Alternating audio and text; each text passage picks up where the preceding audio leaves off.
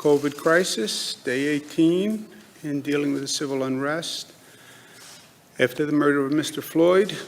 And this is as tumultuous a time as we have seen. You have these two major crises going on at the same time. They actually intersect with the protesters being a mass gathering at the time of COVID, and then you have an overall dynamic, the overall environment. You have terrible political divides in this hyper-partisan, nasty political season. There's racial division after the civil unrest and watching the Mr. Floyd murder on television. But what does New York do when the going gets tough? New York gets going. New York is the progressive capital of the United States. You look back at history, you look at when there was a pivot point in society, and more often than not, New York was the point of pivot. You have a problem, you have an issue. New York was the one that stepped up to the plate and resolved it boldly, and the nation followed. And we're doing the same on police reform. The disciplinary record release, more transparency, banning chokeholds, the Attorney General, Special Prosecutor, hate crimes. I applaud the New York State Legislature for moving as quickly as they did. On reopening, we've been talking about following the metrics, following the science. We've been talking about the hospitalization rate, the intubation rate, the hospital capacity, the ICU capacity, the number of tests, the number of tracers. We've had the most science-based, most informed reopening, I think is fair to say, in the country. It is nothing about intuition, nothing about politics. Look at the numbers, follow the numbers, and we have more numbers. We're doing more testing. We have more reports from the hospital. So we've been following the data. Now, at this point, there's one number to watch closely, and that is the daily testing number. Why? The others are status of the system or the lagging indicators. Hospitalization rate is definitive, but the hospitalization rate is probably 2 weeks lagging behind the infection rate. If you're getting your information from the hospitalization rate, you're closing the barn door after the horse is gone, right? The daily testing, we do about 50,000 tests per day. 50,000 tests per day. Just think about that. No other state comes near 50,000 tests per day. We report those numbers the next day. So every day you have a snapshot of the day before with 50,000 tests all across the state. That's the number that we have to watch. So daily test results by region. New York City, for example. Monday was 1.8, Tuesday was 1.5, yesterday was 1.7. Watch those daily numbers. There's a certain bounce, a little high, a little low. You're not dealing with the largest numbers in some of these locations. But you want to watch, you want to notice any trend line, you want to notice any bounce, and then you want to find out why, okay? So let's say you see a region going up. You then look at those people who were tested and see if you can find something out from those people who were tested. This is what the local officials should be doing. This is the testing and then this tracing, right? So New York City, they do tests, they find 200 people who are positive that day. The tracers then go back and look at those 200 people. What can we learn from those 200 people? Well, of the 200, 25 all work at this one place. Of the 200, 10 were at the same party. Of the 200, 13 went to this restaurant. So you look at those that test positive. But first, watch the daily numbers. You do it by region, and then you can look within the region by county. So New York City, that just reopened, that we're watching closely. You see the deviation among the counties. But then you watch the trend line. Bronx 23, 21, 24. Brooklyn 19, 13, 19. Manhattan 1, 12, 12. And again, you'll see plus or minus deviations, but you want to look for an increase and then a continued increase. Overall, the hospitalizations are still headed down. Overall, the number of deaths is close to its lowest point. Also, on the number of deaths, when you get this low on the number of deaths, I don't know what it is really telling us anymore. This can be a question of how doctors happen to certify a cause of death.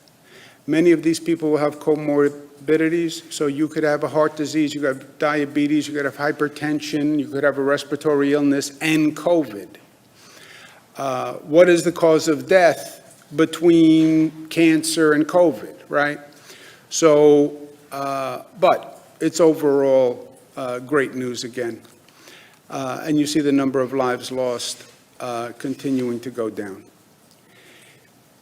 We have 5 regions that we have reviewed all the data. We have global experts who then go through the data, because sometimes if you look at the data, you look at the underlying numbers, you look at the underlying test, you can see something. But we have the best experts that you can possibly have reviewing this. And they've reviewed it, and 5 regions will enter phase 3 tomorrow, Friday. Phase 3 is clearly indicated on the website, what businesses can open, what businesses can't open. Also, a point of caution, businesses, I know businesses are anxious to open, everybody's anxious to get the economy going. Please follow the guidelines and do what is permissible to do. People are very wary right now of businesses that are violating the opening rules. Restaurants, outdoor capacity, that doesn't mean anyone inside. So people call and we get complaints. The rules are clear. Some businesses say, well, you know, my mayor said this, my Aunt Tilly said this would be okay, my town councilman said this would be okay. That doesn't count. You know, follow the rules, and you can lose your liquor license, you can lose your right to operate. So this is very serious, and short-term gain isn't worth long-term pain. As we're entering the summer, public pools and playgrounds, we're going to leave to open or keep closed in the discretion of local governments. But they have to use their judgment here. Again, they have the test data. They should be studying the test data. They should be looking at those positives and see where the positives are coming from. If the positives are in a cluster, a neighborhood that has that pool, don't open the pool. Right? Well, everybody wants to swim. I understand. But everybody doesn't want to see a spike in COVID again. So use your judgment. Sometimes yes is not the right answer. It's the easy answer.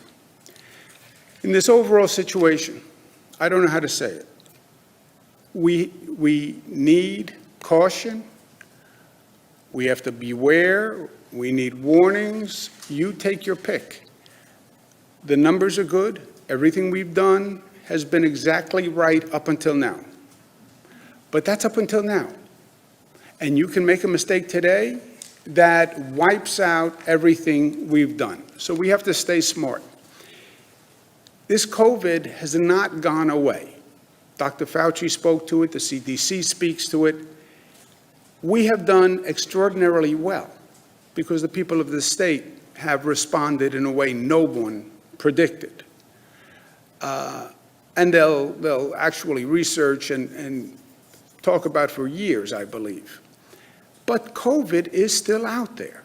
It's increasing in 21 states.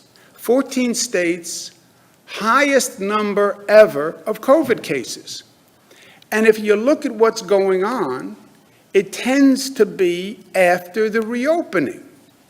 Why? Because the reopening is the point that increases the activity. Just look what happened in these other states. California, they reopened, and then look at the increase after the reopening. And it's not one state. It is the pattern, my friends. And it is to be expected, because we brought down that number because we closed everything down. You open that valve, you increase the activity, you will see it spread. Look at Florida, May 4th, Texas, Arizona, it's the same story. We want to reopen, it's fine, it's fine, it's fine. No, it's fine until it's not fine. Kentucky, look at South Carolina. Look at North Carolina. Look at Missouri. I mean, it is all across the country. Look at Utah. Look at Arkansas. Look at Nevada. It is all across the country. We are the exception, an outrageous exception. We, so far, have the exact opposite phenomenon.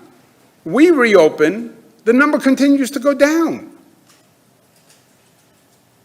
We reopen, the number continues to go down. How can that be? Because our reopening is different than their reopening.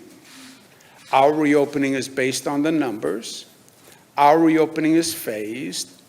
And because New Yorkers have been smart, and they have been diligent. And you can say reopen, not reopen. They've been informed in this state. They have been informed. They know what's going on. I run into people on the street who know things about my briefing that I forgot. Remember you said this? Remember you had this number? No, I don't remember. They remember. They are smart. They're informed. So they're protecting themselves. And they dismiss the politics. But we are the exception. To date, we're the exception. And that can change, and that can change overnight. Also, beware, because we are a more dense state and we have more crowding. You look at some of those other states, they are rural states. They don't have large congregations. They don't have apartment buildings where everybody goes into one elevator. We have the density, we have the crowding. You start to see an increase, it's going to take off, and that's how we got here in the first place. I don't know how many other ways to say it. We also had the largest number of protesters out there, and we're still not sure what the effect of the protesters is. And that won't show up. I've asked them to get tested. We've made testing available for protesters, but that may not show up for a couple of weeks. So, caution, people have to do their part. Be smart. It is all up to you. It is all up to you. Government did nothing. I did nothing for the past 100 days. All I did was give information to people, and then people acted intelligently. That has been our success story, and that's what we have to keep doing. And that's what I've meant by being New York tough. Be smart, be united, be disciplined, be loving. Questions? We've seen a lot of reports. We've heard from a lot of families who have loved ones in nursing homes and in group homes who are looking at the infection rate going down, and they're asking when will visitation resume in these homes. And that's my question to you today. They're wanting to know a timeline because this is very difficult to be away from loved ones for this amount of time. And they know the risk, and all of the people I've interviewed have told me that they're willing to do testing, wear PPE in order to see a 98-year-old woman in a nursing home or to see their autistic son. It's too much for them. Yeah. Your questions have a continuing theme. You've heard from people who want to reopen and are being hurt or stymied by the close down. Whether it's we want to go to a high school graduation because we've been dying to celebrate high school graduation, we want to go out and work because we've been home too long, we should be able to visit people in nursing homes. The continuing theme is the close down is a pain in the neck. Yeah, that's true. The close down is a pain in the neck. My continued answer is, but it's better than death. I love my loved one in the nursing home. Okay, yes. I miss them, yes. I haven't seen my mother since this started. I'm very close to my mother. I haven't seen her in over 100 days. Well, I want to go see my mother. Yeah. Why haven't I? Because I love my mother, and I could get her sick. Well, wear a mask. I could still get her sick. I'm not seeing my mother because I love her. That's why I'm not seeing her. Well, people want to see their mother. I want to see my mother. But I don't want to hurt my mother. And when the health professional says, it's safe for me to see my mother, I will see my mother. When the health professional says, you can go into a nursing home and you can visit people in a nursing home and the reward outweighs the risk, we will change that rule. I'm not going to let people endanger people, because see, you could walk into a nursing home to visit your mother and bring in the virus that could affect my mother, who's in the next room, right? So it's not just your responsibility and your parent or your loved one. It's all the other people who are in that nursing home also. And your right to endanger their lives. But everybody agrees, as soon as it is safe, we will allow it, and the Department of Health is looking at it on a daily basis. Karen? Are you gonna phase it in? Are you gonna phase it in, or As are soon you? as the Department of Health has an answer, you'll have it. A couple of state senators have proposed a bill to demilitarize the police and not let them have tear gas or pepper spray or maybe reduce stockpiles. And I know a couple of days ago you talked about reimagining the police. Wondering if you're open to that idea, if you think it's a good idea or not a good idea. Yeah, I think we need, look, you have a lot of these one-off proposals now, Karen.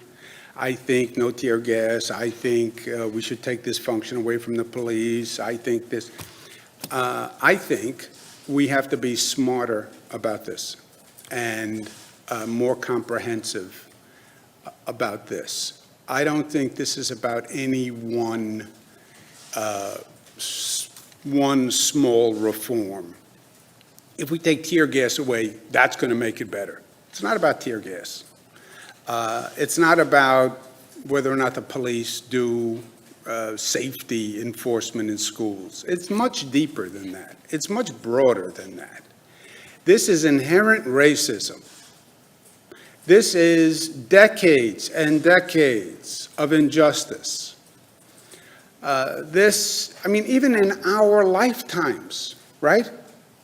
In our lifetimes, well, I'm older than a lot of you. In my lifetime, it goes back 30, 40, 50 years. As soon as I was in my 20s, I've been talking about this and learning about this, and nothing changed.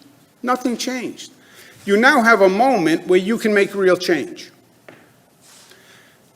Don't waste the moment, right? Crisis is a terrible thing to waste. There's opportunity in a crisis. This is a moment for reform, but do it right and make it systemic so Mr. Floyd's name doesn't just become another name on the list, right?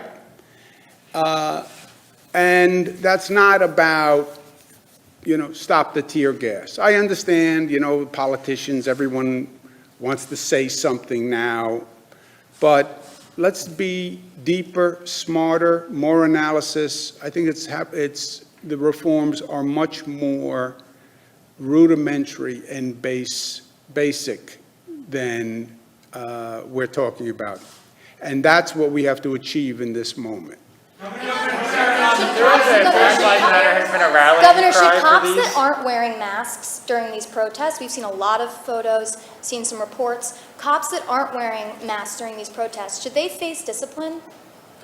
Well, it's up to every police department to discipline, decide what is subject to discipline or not. My advice is every cop should be wearing a mask. I mean, we've said that 800 times, 800 different ways. Some of them say they can't breathe as well, it blocks their vision. I understand that, but my advice, health commissioner's advice is wear a mask, and I think every police department should communicate that to the police. Let's just do one thing. The rallying cry at these protests has been Black Lives Matter. Black Lives Matter has been the rallying cry at a lot of these. Is that a saying that you endorse, and is that something you're comfortable saying publicly? Black Lives Matter, yeah, every life matters. Black Lives Matter, and Black Lives Matter makes the point that you've had a string of killing of African Americans, primarily men, but women also, Breonna Taylor, that goes on and on and on and on. And why does the criminal justice system unfairly kill African Americans? That's what Black Lives Matter is saying. It's not just an abstract concept. As an abstract concept, all lives matter. But that's not what it's saying. It's saying, why does the system devalue black lives? Why are they all Rodney King, Abner Louima, Eric Garner, why are they always black lives who get violated by the system? Why? And they're right. Governor, is it time for the Christopher Columbus statue to go in New York City? And when it comes to reopening, how are you going to be protecting elderly workers who are too afraid to go back to work, people who need childcare as everything reopens, and should businesses have liability? Well, there's a lot in there. The local governments, we have a phased reopening plan, and then local governments enact a plan on a local level. Christopher Columbus, I understand the dialogue has been going on for a number of years. The Christopher Columbus statue represents, in some ways, the Italian-American legacy in this country and the Italian-American contribution in this country. I understand the feelings about Christopher Columbus and some of his acts, which nobody would support. But the statue has come to represent and signify appreciation for the Italian-American contribution to New York. So for that reason, I support it. Last question, Mark. Governor, since I was cut off Mark, before, can I get a follow-up? I have a quick question about people with developmental disabilities. Currently, the people with developmental disabilities are regressing in language skills and social skills because of the lack of proper care. Legislators and other advocacy groups have written to you, your administration, about this. Could you talk about where the administration is with getting this vulnerable population the in-person education they're looking for? In-person education for which population? People with developmental disabilities, people. We put out something earlier this week or at the end of last week that allowed in-person education for that subset of people for whom it very clearly wasn't working to do distance learning. So we agree, we acknowledged it, and we said pending local approval that should resume in person. Can you expand on that a little? I'm sorry? Could you expand on that a little? Can you expand on that? I don't know what else there is to say. We agree, and so we green-lighted them going forward for summer school in person because we understand the real challenges of doing distance learning for special needs children, and we hope that the localities get it together to be able to make it happen. I don't think we can do any more than. I don't think we can do any more than. I will be here tomorrow. I know you miss me, but I will be here.